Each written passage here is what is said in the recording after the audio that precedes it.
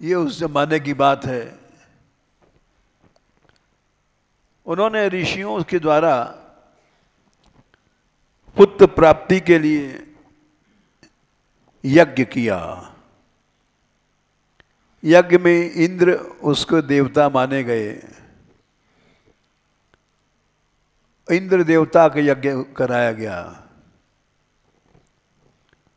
होनहार की बात थी, एक दिन रात को रात्रि में प्यास लगी राजा को। प्यास लगने के बाद उस घड़े में जो जल था मंत्र पूरित, जो जिसके पीने से संतान होता, मंत्र से अभिमंत्रित उस जल को उठे और पी लिया। क्योंकि प्यास ऐसी होती है, और फिर गर्मी के दिन होए तो उस समय तो कहीं से भी पानी मिल जाए। उस पानी को पी लिया। ऋषियों ने कहा ये तो बड़ा गड़बड़ हुआ। इस पानी को जो पिएगा उसको गर्भ रहेगा। युवनाश्व ने पानी पिया है तो इसको गर्भ रहेगा। गर्भ तो स्त्रियों को होता है, गर्भाशय में बच्चा पलता है और 9 महीने बाद निकलता है। तो ऋषियों ने उनकी दाहिनी कूख फाड़ करके बच्चे को निकाला। एक तरह से सर्जरी की गई जैसे।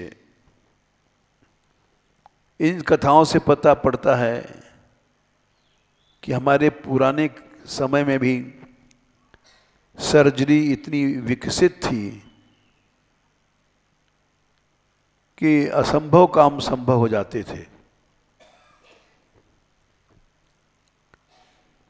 बच्चा निकला और बालक रोने लग गया। बच्चा पैदा होते ही रोता है। एक नए संसार में आता है। भूख भी लगती है, प्यास भी लगती है। ऋषियों ने कहा कम धाता, इस किसको पिएगा? इसके माँ तो है ही नहीं है। माँ के स्तनों में दूध भगवान भर देते हैं। बच्चा पैदा होने के पहले ही भगवान स्तनों में दूध कर देते हैं। और ये कम धाता। ऋषियों ने पूछा ये किसको पिएगा? धाता माने धाने पीने में, धेट पाने में। किसको पिएगा? इंद्र का यज्ञ था। यज्ञ से देवता प्रसन्न होते हैं। यज्ञ की सिद्धि के मतलब देवता सामने आ जाएगा। इंद्र सूक्त से आराधना हुई थी। इंद्र सामने आए, बोले माम धाता, ये मुझे पिएगा। माम माने मुझे, धेट पाने धातु, मुझे पिएगा। आराधना से असंभव काम होता है। जिसकी कोई संभावना नहीं होती वो काम हो जाता है। हम तो यहां अनुभव करते हैं। कहाँ तो गौशाला में हमारा जगह की कमी, 20,000 से ज़्यादा गायें हैं और उनके बांधने की भी जगह नहीं है। लेकिन वो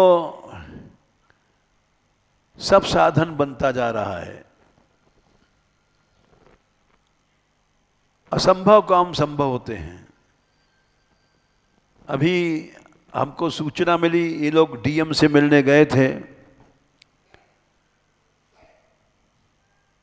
और जो कामबन में लुकलुक कुंड है, कृष्णावतार के बाद से आज तक बड़ा प्रसिद्ध कुंड ग्वाल लीला का, उसका विनाश ही विनाश हुआ। सब लोगों ने कब्जा कर लिया और कहीं भी उसका कोई चिन्ह नहीं है। कुछ कुंड के रूप में जो जलाशय है, वहां लोग सिंघाड़ा की खेती करके बेचते हैं, जबकि वहां भगवान की ग्वाल लीला ऐसी सुंदर हुई है। श्रीमद् भागवत में उसका वर्णन आता है, सख्य रस के जितने खेल हैं वहीं खेले गए। लुक लुक मने छिप जाते थे, ग्वाल बाल एक दूसरे को ढूंढते थे। कुछ वर्ष पहले हम सोचते थे ये एक यहाँ ऐसा कुंड बने और उसके किनारे स्टेडियम जैसे होता है, उसमें अनेक ग्वाल बालों के अनेक खेल, प्राचीन खेल कूद रहे हैं, दौड़ रहे हैं, एक दूसरे को छू रहे हैं, छिपने की कोशिश कर रहे हैं। ये सब कृष्ण लीला का चित्र वहाँ अंकित हो जाए, एक तीर्थ बन जाए। सख्य रस की एक वही भूमि बची है, बाकी तो सब जगह संसार में खेत बन गए, कहीं भी कुछ नहीं है वहां पर।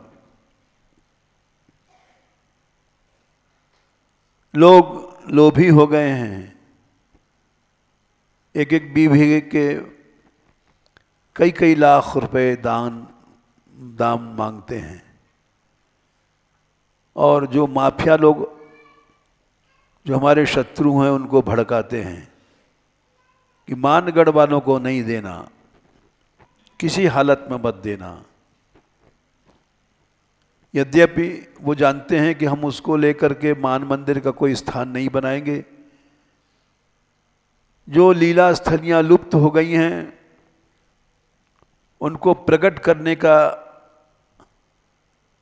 हम लोगों का संकल्प है। कोई मान मंदिर का स्वार्थ नहीं है कि वहाँ मान मंदिर का खेत बने, लेकिन भगवान जानता है सही इरादे को।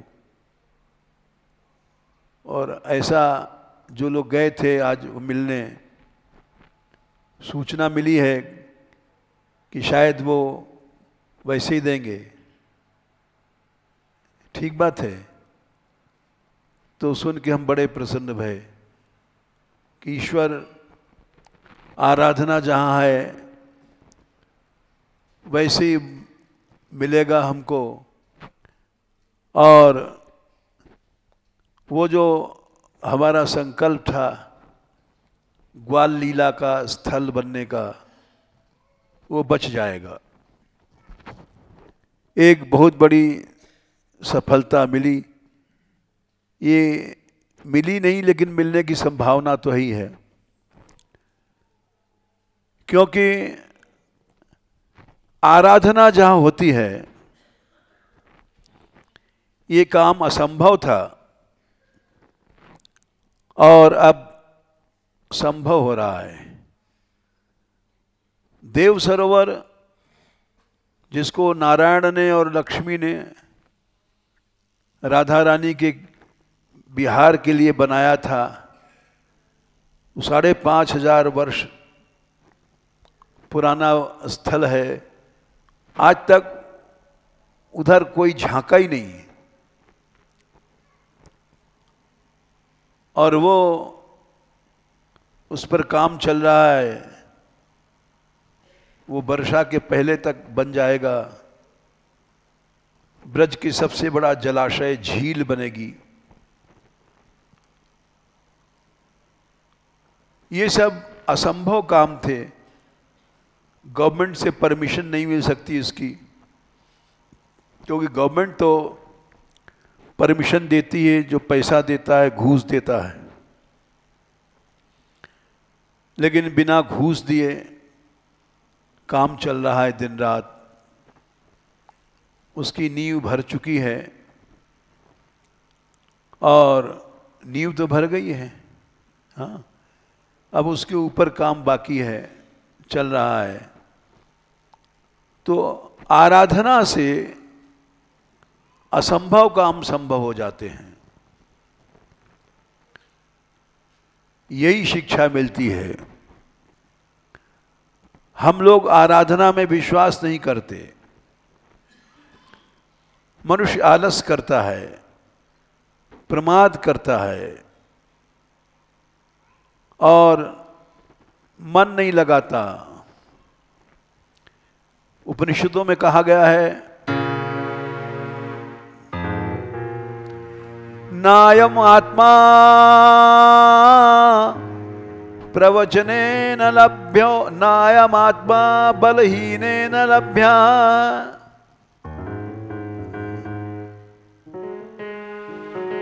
कमजोर आदमी भगवान की प्राप्ति नहीं कर सकता। बोले कमजोर नहीं कर सकता तो ये क्यों पद गाया गया, सुनेरी मैंने निर्बल केवल राम। भगवान तो निर्बल का बल है। बोले ये भी सही है और ये भी सही है, नायम आत्मा बलहीन न लभ्या। बलहीन आदमी भगवान की प्राप्ति नहीं कर सकता। न मेधया न बहुना श्रुतेन एतैरुपायैर् नहीं, नायम आत्मा बलहीनेन लभ्या। न वा तपसोप्यलिंगात्, मनमाना तपस्या करने से भी भगवान नहीं मिलेगा। एतैरुपायैर् यतते अस्तु विद्वान। आलस्य प्रमाद को छोड़ करके श्रद्धा का बल लेकर के चलो, अवश्य तुमको भगवान मिलेंगे। एतैरुपायैर् यतते अस्तु विद्वान तद्वै विशते तद ब्रह्मधाम।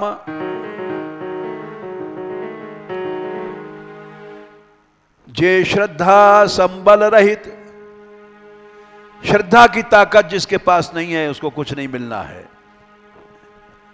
नहीं संतन को साथ तिनका मानस अगम अति जिनई न प्रिय रघुनाथ। श्रद्धा की एक बहुत बड़ी ताकत हाथ में लो और उस ताकत से भगवान के पास पहुंच जाओ। प्रहलाद ने भी ये कहा था, जब उनको आग में जलाया गया नहीं जले, पानी में डुबाया गया नहीं डूबे, पहाड़ों से कूचा गया नहीं कुचले गए, तो उनके मित्रों ने पूछा, प्रहलाद तेरे पास क्या ताकत है, तू किसी तरह से मरता नहीं है?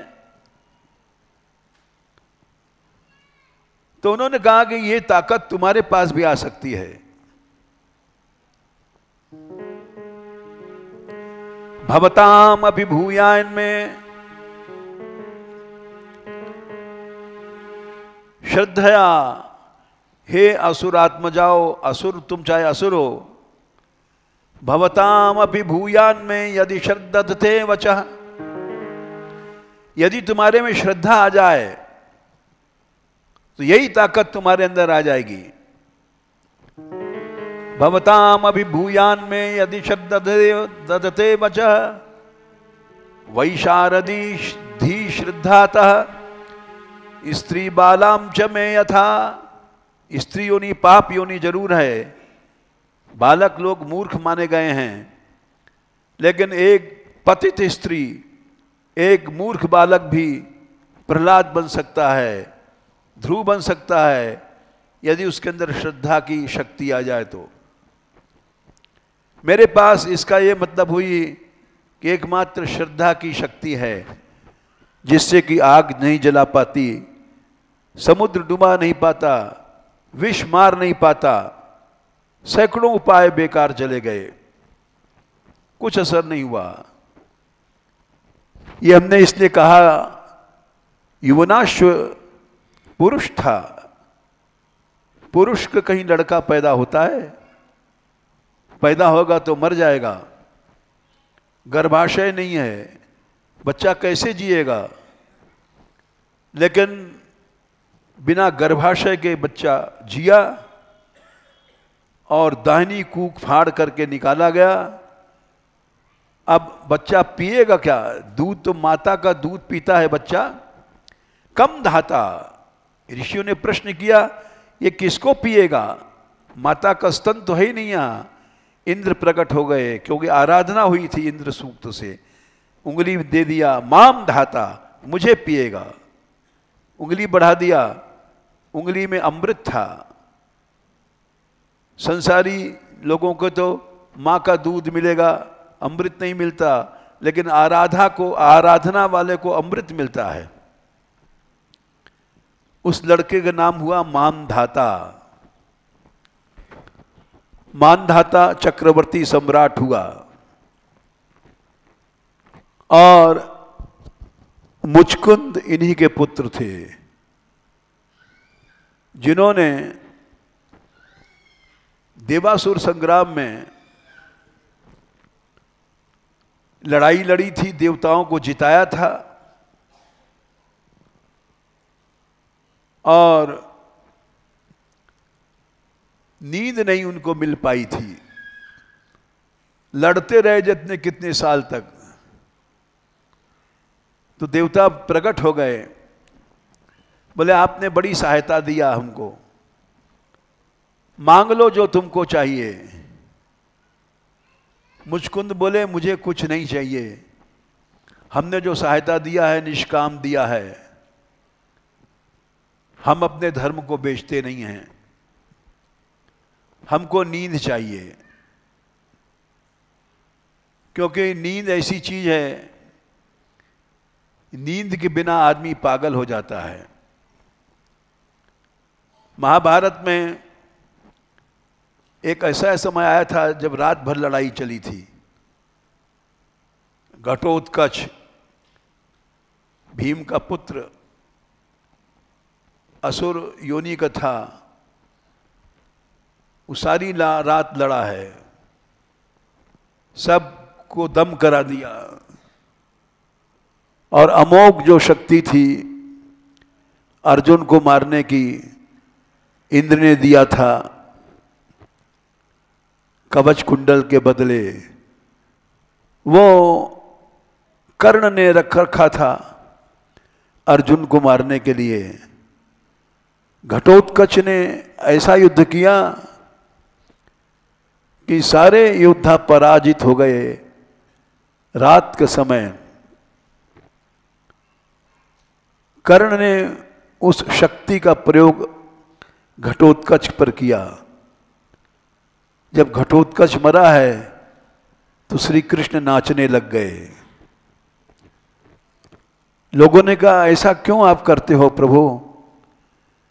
बोले अरे इसके मरने से अर्जुन की प्राण रक्षा हो गई। नहीं, ये शक्ति कर्ण ने अर्जुन के लिए रख रखा था। तो वहां रात भर जब लड़ाई चली तो इतने थक गए थे लोग कि अपने आप गिर जाते थे कि हमको सोने दो। नींद ऐसी चीज होती है, युद्ध चल रहा है, मरने की चिंता नहीं है, नींद चाहिए। बिना नींद के डॉक्टर भी कहता है जो आदमी पागल होता है सो नहीं, हार्ट की तुम्हारी बीमारी नहीं जाएगी। वैसे ही मुचकुंद जी ने कहा कि हमको नींद चाहिए, बरसों से लड़ रहे हैं दिन रात। देवताओं ने कहा तुम सो, कहीं भी सो जाओ, तुमको जो जगाएगा वो जल जाएगा। वरदान दिया। काल यवन बड़ा बली था, उससे यदुवंशी डरते थे, उसी के डर से वहां द्वारका भाग गए थे सब। भगवान ने सोचा कि इस काल यवन को भिड़ा दें। भगवान भागे युद्ध छोड़ करके। कई कारण थे। एक तो जरासंध को जिताना था, क्योंकि जरासंध ने ब्राह्मणों से कहा था तुम लोग इतने दिन से हमारा द्रव्य खा रहे हो, यज्ञ करो, इस बार मैं विजयी हो जाऊं, अगर विजयी नहीं हुआ तो तुम सबको मरवा डालूंगा। ब्राह्मणों ने पुकार किया भगवान के सामने, प्रभु आपके लिए तो खेल है, आप हार जाओ तो हम लोगों की प्राण रक्षा हो जाएगी। ब्राह्मणों की प्राण रक्षा करनी थी और काल यवन को जलाना था। काल यवन ने पीछा किया, कृष्ण भाग रहे थे और लड़ाई के मैदान से भागे। काल यवन समझा कि डर गया कृष्ण, वो कृष्ण के पीछे दौड़ा और खराब शब्द बोलते, अरे भागता है मैदान छोड़ करके, निर्लज्ज, क्या तूने अपनी मां का दूध नहीं पिया है? अपने माता पिता के नाम कलंक लगा रहा है। गाली देता जाए और भगवान भागते जाएं। बस थोड़ा सा 4 अंगुल जगह बाकी रहती थी, अब पकड़ा, अब पकड़ा, अब पकड़ा। लेकिन वो इस तरह से भागते थे जैसे 2 अंगुल यशोदा बांधती थी तो 2 अंगुल जगह बाकी रह जाती थी, वैसे ही 4 अंगुल जगह बाकी रह। बड़े जोर से दौड़ता था काल यवन। भगवान उसको भागते गए उसके दिए डर से और उसी गुफा में पहुंचा दिया जहां मुचकुंद सो रहे थे। मुचकुंद ने उनको, मुचकुंद ने देखा, भगवान ने देखा मुचकुंद सो रहे हैं तो अपना पीतांबर ओढ़ा दिया, जिससे वो समझ ले कि कृष्ण सो रहा है। वो दौड़ता दौड़ता आया और श्री कृष्ण उसी गुफा में घुस गए। उसी गुफा में घुस करके उन्होंने अपना पीतांबर ढक दिया उसको। वो भी आया काल यवन और उसने कहा, अरे यहां भाग करके सोने का नाटक कर रहा है, मैं तुझे छोड़ूंगा नहीं। एक लात मारा पीतांबर खींच करके, उठ। मुचकुंद की आंख खुली, आंख लाल, गहरी नींद में थे और देवताओं का वरदान था कि तुमको जो जगाएगा वो जल जाएगा। आंख खुलते ही आंखों से अग्नि निकली। विशाल काल यवन, जाने कितना लंबा चौड़ा, और देखते देखते मुचकुंद के नेत्रों की अग्नि से जल गया, राख हो गया। वो मानधाता के पुत्र थे मुचकुंद जी, और वही नरसी भक्त बने कलयुग में। जिन्होंने गुजरात देश को पवित्र किया, गुजरात में भक्ति फैलाया, ये पहले भक्त थे।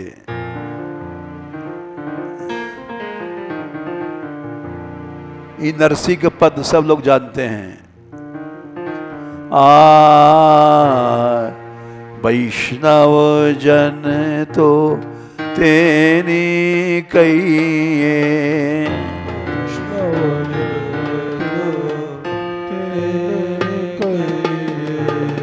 पीर पराई जाने रे,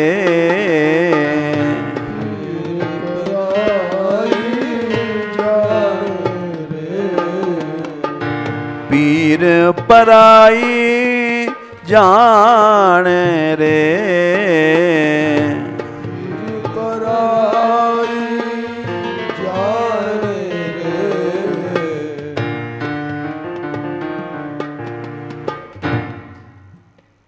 बहुत प्रसिद्ध पद है। वैष्णव के लक्षण क्या हैं?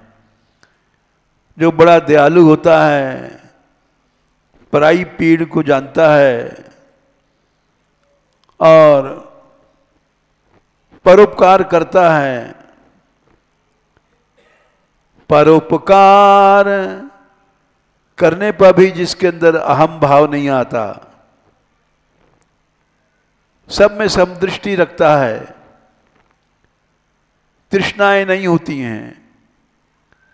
भोग तृष्णा पर नारी को माता के समान समझता है, बड़ा पवित्र आचरण वाला होता है। पराये धन को मिट्टी की तरह समझता है। तीनों ऐशनाएं जिसमें नहीं होती हैं वो वैष्णव है। बड़ा प्रसिद्ध पद हुआ नरसिंह जी का। और ये मानधाता के पुत्र थे मुचकुंद जी, और मुचकुंद ही नरसिंह बने। मानधाता का संक्षेप में चरित्र हुआ। अब पिप्पलाद ऋषि का चरित्र।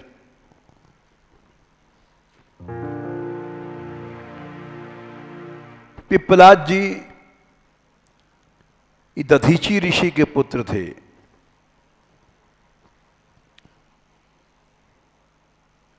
ये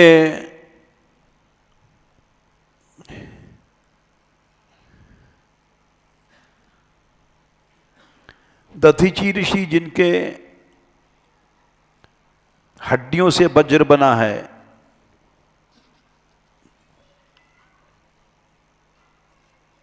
ये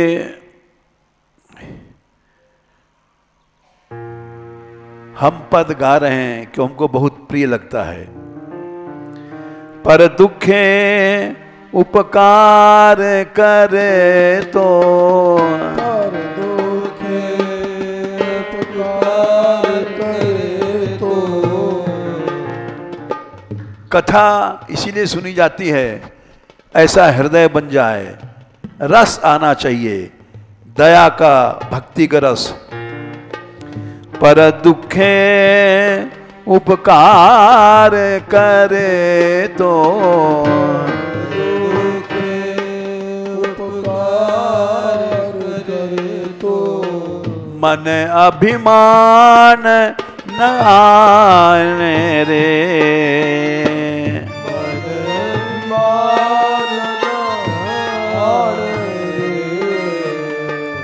मन अभिमान नाणे रे, मन अभिमान नाणे। वैष्णव जन तो तेने कहिए, वैष्णव जन तो तेने कहिए। पीर पराई जाने रे, पीर पराई जाने रे। सिया राम मैं सब जग जानी, करो प्रणाम जोरी जुग पानी। वासुदेव सर्वमिति स महात्मा सुदुर्लभ। ऐसा महात्मा संसार में मिलना मुश्किल है, जो सब में भगवान को देखता है, सबको प्रणाम करता है। सकल लोकमा सहुने बंदे, सकल लोकमा सहुने बंदे। ए दीनता ऐसी होती है, प्राणी मात्र की वंदना करता है। सकल लोकमा सहुने बंदे, सकल लोकमा बंदे। निंदा करे न केणी रे, निंदा करे न केणी रे। वाणी कर्म ये निश्चल हैं, निश्चल हैं, छल कपट नहीं रखता है। वाच काछ मन निश्चल राखे,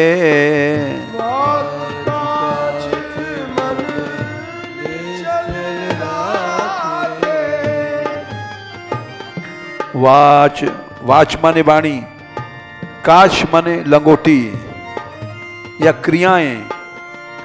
वाच काछ मन निश्चल राखे,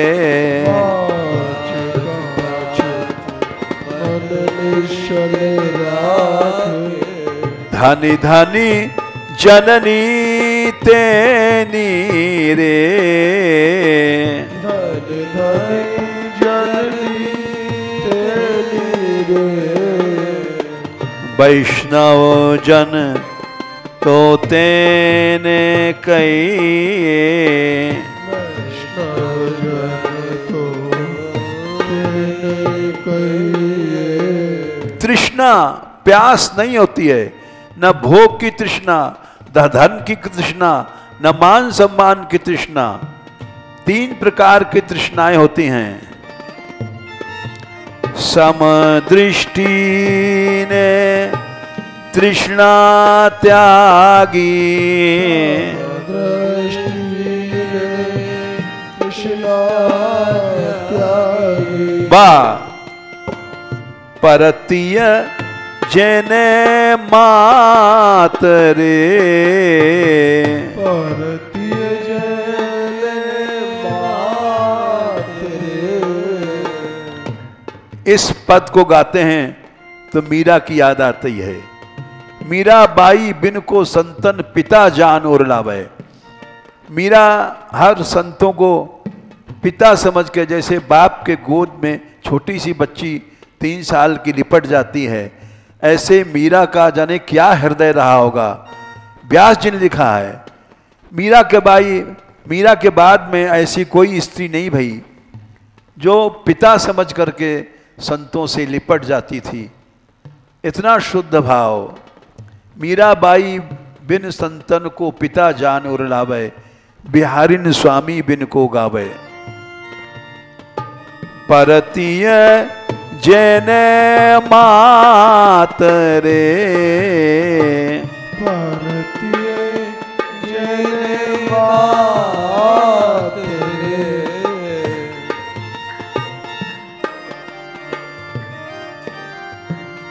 जिह्वा थकी असत्य न बोले, जिह्वा थकी असत्य न बोले।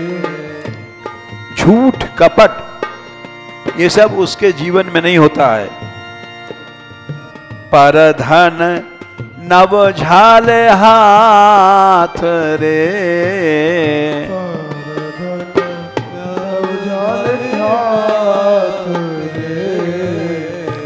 वैष्णव जन तो तेने कहिए,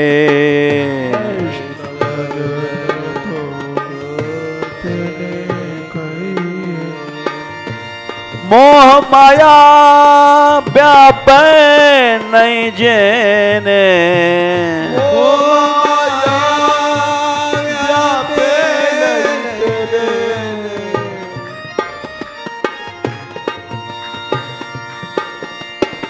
उर्वशी अर्जुन के मन में काम पैदा नहीं कर पाई, तीनों लोक में सबसे बड़ी सुंदरी। मोह माया व्यापै नहीं जेने,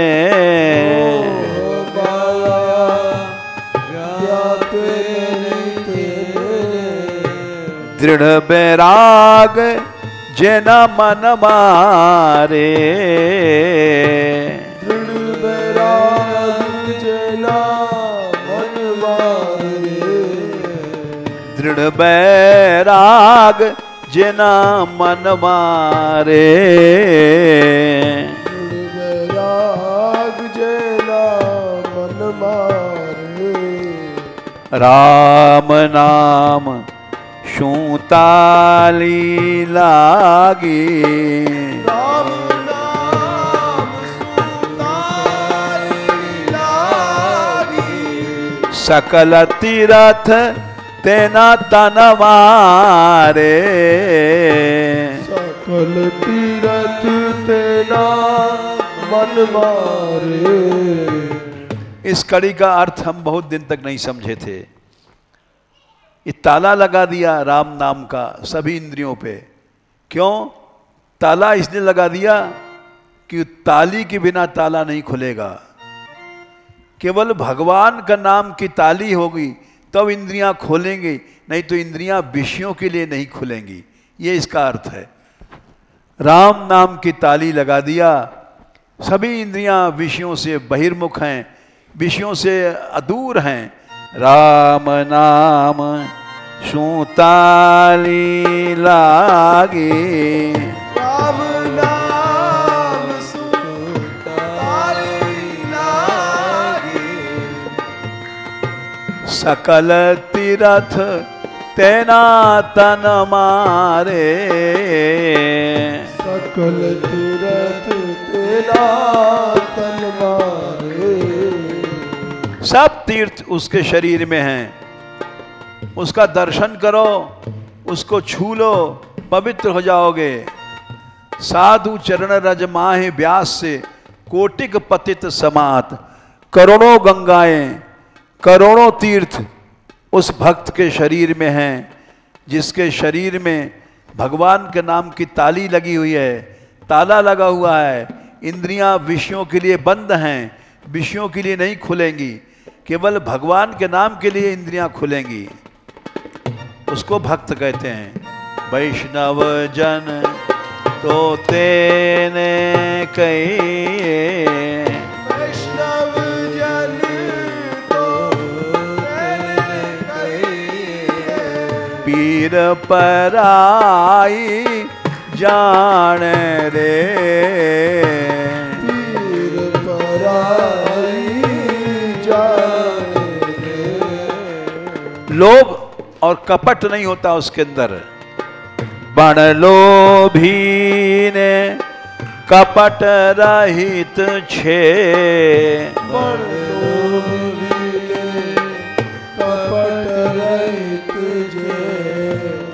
पाप होता है केवल छिपाने से, कपट से। जिसके हृदय में कपट नहीं है वो कभी भी पाप नहीं करेगा, उसको विषयों को लोभ कभी नहीं आएगा। बण लोभी ने कपट रहित छे, बण लोभी ने कपट रहित छे। काम क्रोध निर्वार्या रे, काम क्रोध निर्वार्या रे। ऐसे भक्त का दर्शन हो जाए 71 पीढ़ियां तर जाएंगी। 21 नहीं 71 पीढ़ियां। भड़े नर सैयो तेनु दर्शन करता, भड़े नर सैयो तेना दर्शन करता, भड़े नर सैयो तेनु दर्शन करता।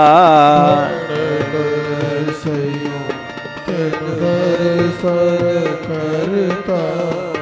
कुल एकोत्तर तार्या रे, को तर तारा रे, कुल एकोतर तारा रे,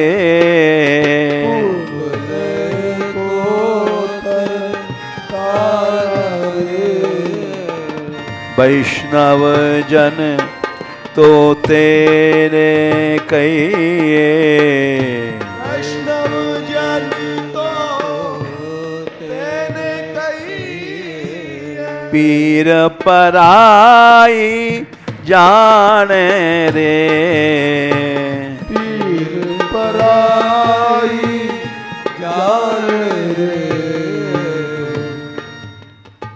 मुचकुंद जी ही नरसिंह भक्त बने और पिप्पलाद जी की कथा कल होगी।